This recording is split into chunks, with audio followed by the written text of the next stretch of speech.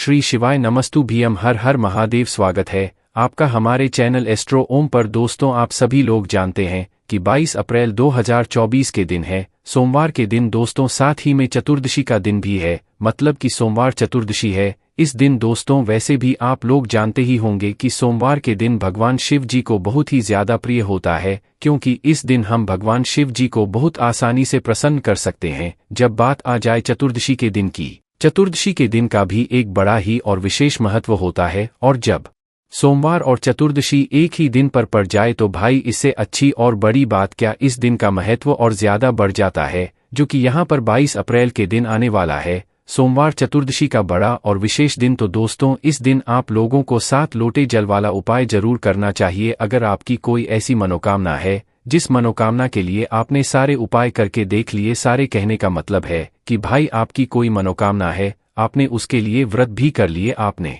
उसके लिए सारे उपाय भी करके देख लिए, पर जब भी आपकी वह मनोकामना पूरी नहीं हो रही है तो उस जगह पर दोस्तों आप लोगों को ये 7 लोटे जल वाला उपाय करना चाहिए। कुछ उपाय ऐसे हैं जो कि पंडित जी ने अपने पहले की कथाओं में बताए हुए थे, पर वो वाले उपाय आजकल आप लोगों को कोई नहीं बताता है, जिसकी वजह से आप लोगों को उन उपायों के बारे में पता ही नहीं चल पाता है। पर दोस्तों, जो पहले पंडित जी ने उपाय बताए हैं ना, उनका भी फल आपको बहुत ही जल्दी मिलता है और बहुत बड़ा होकर मिलता है, क्योंकि वो उपाय भी पंडित जी ने शिव महापुराण कथा में ही बताए हुए हैं। और दोस्तों, अभी जो आप लोग उपाय सुनते हो वो ज्यादातर अभी के उपाय होते हैं, बाकी पहले के उपाय भी तो बहुत ज्यादा काम करते हैं ना। उन उपायों को भी तो आप लोगों को करना चाहिए, जिसमें से एक उपाय 7 लोटे जल वाला उपाय है, को करने के बाद आपकी जो भी मनोकामना होगी, चाहे वो कितनी ही बड़ी से बड़ी क्यों ना हो, आपकी वह मनोकामना जरूर पूर्ण होगी। चलिए दोस्तों, जानते हैं कि 7 लोटे जल वाले उपाय को आपको कैसे करना है, किसको करना है, कहाँ पे करना है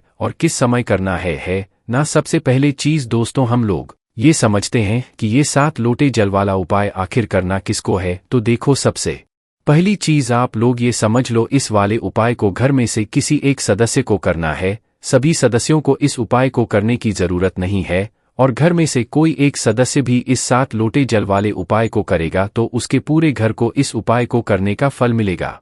अब ये 7 वाले उपाय करेगा कौन? पूरे घर परिवार में से। तो देखो, मुख्य रूप से हम आपको हमेशा बोलते हैं कि घर की लक्ष्मी कौन होती है? घर की बड़ी माताएं बहनें होती हैं। तो भाई उन बड़ी माताओं बहनों में से कोई भी एक माता बहनें इस 7 लोटे जल वाले उपाय को कर सकती है।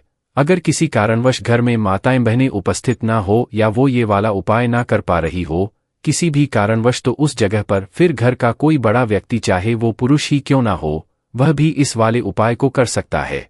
उसके बाद में दोस्तों बात आती है उपाय को हमें करना किस समय है। तो देखो, 7 लोटे जल वाला उपाय मतलब इस उपाय में जल शिवजी की शिवलिंग के ऊपर चढ़ रहा है। तो ये उपाय तो सीधी सी बात है, सुबह के समय ही होगा, शाम के समय प्रदोष काल में नहीं होगा। क्यों नहीं होगा? क्योंकि शाम के समय दोस्तों सभी मंदिरों में जो है ज्यादातर जल नहीं चढ़ाया जाता है, क्योंकि उस समय भगवान शिवजी का श्रृंगार हो चुका होता है, भगवान शिवजी आनंद में बैठे हुए होते हैं। इस वजह से तो इस 7 लोटे जल वाले उपाय को आपको सुबह सुबह ही करना है। कितने बजे तक कर सकते हो? सुबह 10, 11, 12 बजे तक भी करोगे तो भी कोई दिक्कत वाली बात नहीं है, पर जितना जल्दी सुबह उतना जल्दी आप लोग इस उपाय को करने की कोशिश करना। अब दोस्तों बात करते हैं और समझते हैं कि आखिर इस 7 लोटे जल वाले उपाय को आपको करना कैसे है। तो देखो, उपाय सुनने में तो आसान लग रहा है, पर दोस्तों उसको समझना है, जरूरी है। उपाय को थोड़ा समझने वाली बात है, तभी आप उपाय कर पाओगे और तभी उपाय का फल ले पाओगे। हमने आपसे बोला कि आपकी वो मनोकामना, जिस मनोकामना के लिए आपने सारे काम करके देख लिया अपनी तरफ से, तो आप कोशिश कर रहे हो, उपाय भी कर लिए, व्रत भी कर लिए, पर जब भी आपकी मनोकामना पूर्ण नहीं हुई है, ये वाला उपाय कर लेना, आपकी मनोकामना जरूर पूर्ण हो जाएगी। ठीक? तो अब इस वाले उपाय में करना क्या है? 7 लोटे जल वाला उपाय है, नाम में ही समझ आ रहा है। 7 लोटे जल हमें इसमें लेना पड़ेगा। पर दोस्तों, ये जो 7 लोटा जल है ये हम लेंगे कहाँ से? एक साथ तो हम अपने हाथ में ये 7 लोटा जल लेकर नहीं जा सकते। तो दोस्तों, इसके लिए आप लोग अपने साथ में कोई ऐसा पात्र रखें जिसके अंदर 7 लोटा जल बन जाए। कहने का मतलब है कि कोई एक बाल्टी रख लें, अच्छी वाली, शुद्ध वाली। उस बाल्टी के अंदर आप इतना जल भर लें कि वह आपका 7 लोटा जल हो जाए। उस बाल्टी के साथ में उस बाल्टी मतलब उसे तैयार करके अपने साथ में खाली लोटा भी आप लोग रख सकते हो। वह खाली लोटा आप चाहो तो भरकर भी रख सकते हो, मतलब एक लोटा आप अपने साथ में लेकर जाओ, बाकी का 6 लोटा जो जल है वो आप अपनी बाल्टी में या किसी भी एक पात्र में तैयार करके लेकर जाओ ताकि आप लोग अपना उपाय पूरा कर सको। ठीक है, देखो ये 7 लोटा जल तो आप लोग तैयार कर लोगे, पर इसके साथ में आपको रखनी है अपने साथ में एक बेलपत्री भी। अब ऐसा आप प्रश्न मत करना कि भाई ये बेलपत्र ना मिले तो हम क्या करें। देखो आपको अपने ही तरफ से इस बेलपत्र को लेकर जाना पड़ेगा। अगर आप लोग इस वाले कर रहे हो तो क्या करना है, इस उपाय में हमें सिर्फ 2 चीजों की ही आवश्यकता होगी। सबसे पहली चीज 7 लोटा जल, जो कि हमने आपको बता ही दिया है कैसे आपको अपने साथ में रखना है।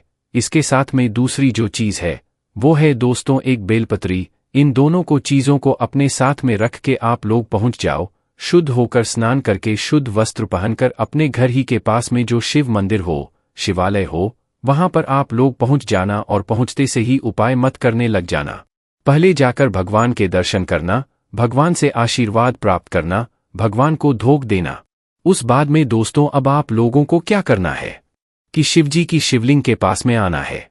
अब शिवलिंग के पास में आने के बाद आपको जल नहीं चढ़ाना है, पहले आपको अपनी वह बेलपत्र निकालना है जो आप अपने साथ में लेकर आए हुए हो। तो उस बेलपत्र का करना क्या है, तो देखो सबसे पहले आप अपने उस बेलपत्र को निकाल लो। उस बेलपत्र को निकालने के बाद इस बेलपत्र को आपको सबसे पहले माता अशोक सुंदरी जी वाले स्थान पर समर्पित करना है। अब ये जो स्थान है ये आप सभी लोगों को पता ही होगा, हम बहुत बार बता चुके हैं। ये जो स्थान है ये जलाधारी के बिल्कुल बीच में होता है, जो कि शिवजी की सबसे छोटी बेटी माता अशोक सुंदरी जी का स्थान होता है। तो आपको इसी स्थान पर जो है सबसे पहले अपनी इस बेलपत्र को समर्पित करना है। इस बेलपत्र को यहाँ पर आप कुछ इस प्रकार से समर्पित करोगे कि इस बेलपत्र की डंडी का जो मुख होगा ये जलाधारी की तरफ होगा, जहाँ से जल बहता है और नीचे गिरता है, और बीच वाली बड़ी पत्ती का मुख शिवलिंग की तरफ होगा। इस तरीके से आपको इस बेलपत्र को माता अशोक सिंधु जी वाले स्थान पर समर्पित कर देना है। और कितनी देर समर्पित रहने देना है, क्योंकि इस बेलपत्र को आपको वापस से उठाना भी है, तो आप 5 सेकंड तक जो है इस बेलपत्र को माता अशोक सुंदर जी वाले स्थान पर समर्पित रहने देना है। उसके बाद में दोस्तों आपको इसी बेलपत्र को वापस से उठाना है। वापस से इस बेलपत्र को उठाने के बाद आपको क्या करना है, इस बेलपत्र को आपको माता अशोक चंद्र जी इस वाले स्थान से उठाकर सीधा भगवान शिव जी की शिवलिंग के ऊपर आपको समर्पित करना है। पर जिस तरीके से आपने माता अशोक चंद्र जी वाले स्थान पर इस बेलपत्र को तरीके से समर्पित किया था, उसी तरह से आप लोगों को इस बेलपत्र को आप शिवलिंग के ऊपर भी कुछ अलग समर्पित करना है। अब जब आप इस बेलपत्र को शिवलिंग के ऊपर समर्पित करेंगे तो इस बात का आपको ध्यान रखना है कि इस बेलपत्र की डंडी का मुख आपकी विपरीत दिशा में होना चाहिए। मतलब आप जिस तरफ से बैठकर इस बेलपत्र को शिवलिंग के ऊपर चढ़ा रहे हो, आपके सामने वाली दिशा की तरफ ही इस बेलपत्र की डंडी का मुख होना चाहिए। मतलब इस बेलपत्र की बीच वाली बड़ी पत्ती का मुख आपकी तरफ होना चाहिए। इस प्रकार से आपको इस बेलपत्र को शिवलिंग के ऊपर चढ़ाना है। दोस्तों ये जो बेलपत्र है ये एक ही बेलपत्र है, 2 बेलपत्र नहीं लानी है आपको। इसी बेलपत्र को आपको पहले माता नीचे वाले स्थान पर चढ़ाना है, फिर इसी बेलपत्र को वहां से उठाकर आपको शिवजी की शिवलिंग के ऊपर चढ़ाना है।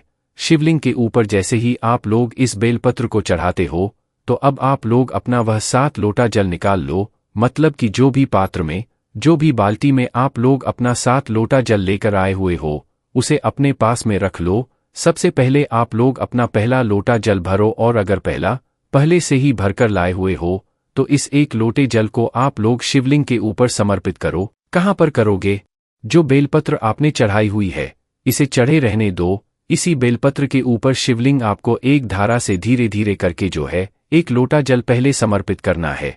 अब ऐसा मत करना कि 7 लोटा जल है तो आप जल्दबाजी में जल्दी जल्दी समर्पित कर दो।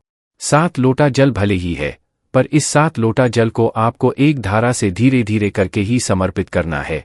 तो अपना पहला लोटा जल भरना और उसी शिवलिंग के ऊपर इसी बेलपत्र के ऊपर एक धारा से धीरे धीरे करके समर्पित कर देना, और भगवान शिव जी के नाम का जाप भी करते रहना साथ में। इसके बाद में दोस्तों दूसरा लोटा जल भरना, फिर तीसरा लोटा जल भरना, फिर चौथा, फिर 5वां, फिर छठवां और फिर सातवां लोटा जलना। इस तरीके से आपको ये 7 लोटा जल अपनी ही बाल्टी में से भर भर के शिव जी की शिवलिंग के ऊपर, इसी बेलपत्र के ऊपर एक धारा से धीरे धीरे करके आपको समर्पित करते जाना है। जैसे ही आपका 7वां लोटा जल चढ़ जाए, उसके बाद में आपको शिवलिंग के पास में बैठना है। 2 मिनट बैठो, 5 मिनट बैठो, उसके बाद में भगवान के नाम का जाप करना है। आपकी जो भी मनोकामना हो, मनोकामना के लिए आपको भगवान से प्रार्थना करना है, विनती करना है, अपनी मनोकामना जरूर बोलना है। अपने इन 7 लोटे जल को चढ़ाने के बाद अब दोस्तों जो अगली बात आती है, क्या ये उपाय यहाँ पर पूरा हो गया? नहीं, अभी उपाय नहीं हुआ है। 7 लोटा जल चढ़ाने के बाद, भगवान से अपनी मनोकामना बोलने के बाद, विनती करने के बाद आपको जो है इस बेलपत्र को शिवलिंग के ऊपर से उठा लेना है। भगवान से मतलब आशीर्वाद को लेते हुए, भगवान से प्रार्थना करते हुए इस बेलपत्र को आप शिवलिंग के ऊपर से उठाकर भगवान को धोख देकर इस बेलपत्र को सीधा अपने घर पर लेकर आ जाओ। इस बेलपत्र को जैसे ही आप लोग अपने घर पर लेकर आ जाते हो, अब आपको करना क्या है? इस बेलपत्र को भगवान का आशीर्वाद स्वरूप समझकर इसको अपने घर में रखना है, पर हमेशा नहीं रखना है। दोस्तों, इस बेलपत्र को आप लोगों को अपने घर में या तो 11 दिन रखना है या तो 21 दिन रखना है। अब यह आपके ऊपर है कि आप इस बेलपत्र को अपने घर में कितने दिन तक रखना चाहते हैं। आप चाहे तो 11 दिन भी रख सकते हैं, आप चाहे तो 21 दिन भी रख सकते हैं। अब दोस्तों, जैसे ही 11 दिन हो जाते हैं, जैसे अगर आपने 11 दिन रखी है और 11 दिन हो जाते हैं, आपने 21 दिन रखी है और 21 दिन हो जाते हैं, तो इसके बाद इस बेलपत्र का क्या करना है? तो देखो, 11 दिन हो गए या 21 दिन हो गए, जितने भी लिए आपने इस बेलपत्र को अपने घर में रखा हुआ होगा, तो भाई इस बेलपत्र को अब अपने घर से भी उठाना है। आप लोगों को और किसी भी ऐसी जगह पर जाना है जहां पर जल बह रहा हो, मतलब किसी भी पवित्र नदी के जल में आपको जाना है। जो जल बह रहा हो, थमा हुआ ना हो, रुका हुआ ना हो, वो जल बह रहा हो, उस बहते हुए जल के पास जाना है और उस बेलपत्र को अपने उस बहते हुए जल में प्रवाहित कर देना है, समर्पित कर देना है। और जैसे ही आप लोग इस बेलपत्र को उस बहते हुए जल में प्रवाहित कर दें, समर्पित कर दें, भगवान से अपनी एक और बार प्रार्थना बोल देना, अपनी मनोकामना भूल देना। वैसे दोस्तों, आपकी उस दिन से ही शुरू होना शुरू हो जाएगी जिस दिन से आपने इस उपाय को किया होगा, और जिस दिन आप इस बेलपत्र को मतलब बहते हुए जल में प्रवाहित करेंगे, उस दिन तक हो सकता है आपकी मनोकामना भी पूर्ण हो जाए, पर थोड़ा बहुत देर भी हो सकता है। पर आप लोग उपाय को पूरे मन और पूरे विश्वास से कीजिएगा, आपकी जो भी मनोकामना होगी वो पूर्ण जरूर होगी। बस दोस्तों, यहाँ पर ये वाला उपाय पूरा हो जाता है। बाकी दोस्तों, इस उपाय करने में अगर आपको कोई भी दिक्कत समस्या आती है तो कमेंट करके पूछ सकते हैं। श्री शिवाय नमस्तु भीयम, हर हर महादेव।